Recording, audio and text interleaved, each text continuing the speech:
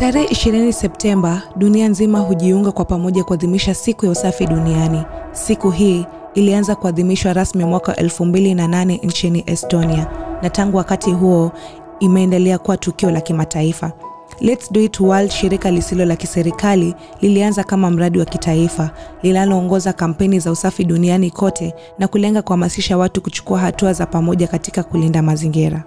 Takwimu za mwaka 2019 kutoka UNEP zinaonyesha kuwa tani 50,000 za taka zilikusanywa na kuwekwa katika maeneo salama au kutumika tena.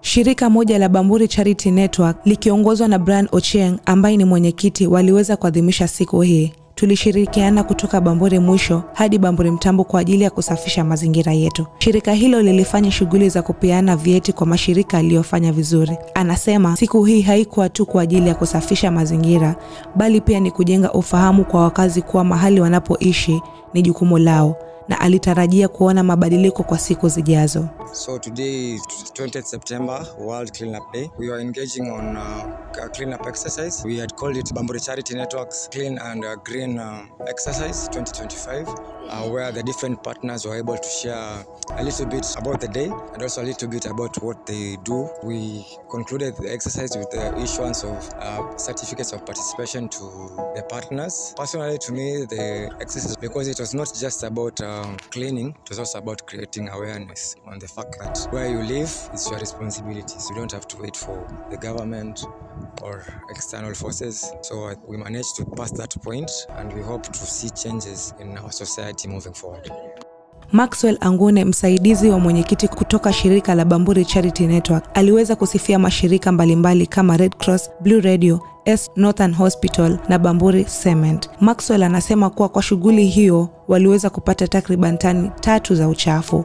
Alizidi kurai watu waendelee kutunza mazingira kwa ajili ya vizazi vijavyo. Today we had an event. It was a World Cleanup Day. So you are starting from Bamburi Mwisho, that is Petro City, to Bamburi Mtambo, whereby we did a general cleaning along the road. We happened to have collaborated with several organizations like Red Cross who came on board. We had Northern Hospital. And then we had people from Blue Radio. We had other team from Bamburi Cement.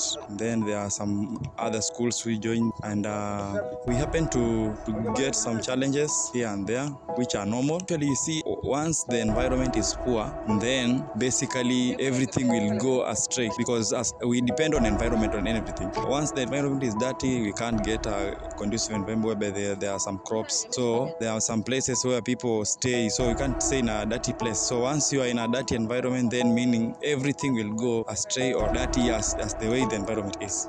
Betty aliyejitokeza kwa shughuli hii alipongeza shirika la Bamburi Charity Network kwa kupanga zoezi hili, kwani hii ni njia moja ya kuelimisha na kujulisha watu hali na jinsi ya kutunza mazingira. Pia alipongeza mashirika yaliyojitokeza kufanikisha siku hii. Today we thank God it was a successful day, being World Cleanup Day. We were able to collect the garbage from all the way from Bamburi Mwisho to Bamburi Mtambo.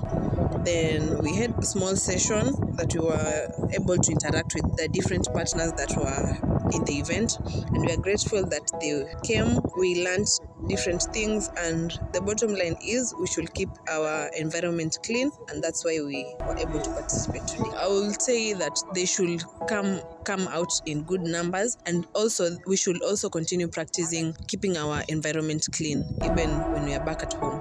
Siku hii inatoa fursa ya kuungana na watu wote duniani katika mapambano dhidi ya uchafuzi wa mazingira, kuonyesha umuhimu wa usafi, kuelimisha jamii kuhusu madhara na uchafuzi wa mazingira, na kuchukua hatua za dhati ili kulinda dunia yetu. Na muhimu zaidi, maendeleo endelevu SDG 17, ushirikiano kwa ajili ya maendeleo, kwani siku ya usafi duniani haiwezi kufanikishwa na mtu mmoja, ila juhudi za pamoja kati ya serikali, mashirika ya kiraia, sekta binafsi na wanafunzi wote duniani. Tutunze mazingira kwa maisha ya kesho. Jina langu ni Esther Chero.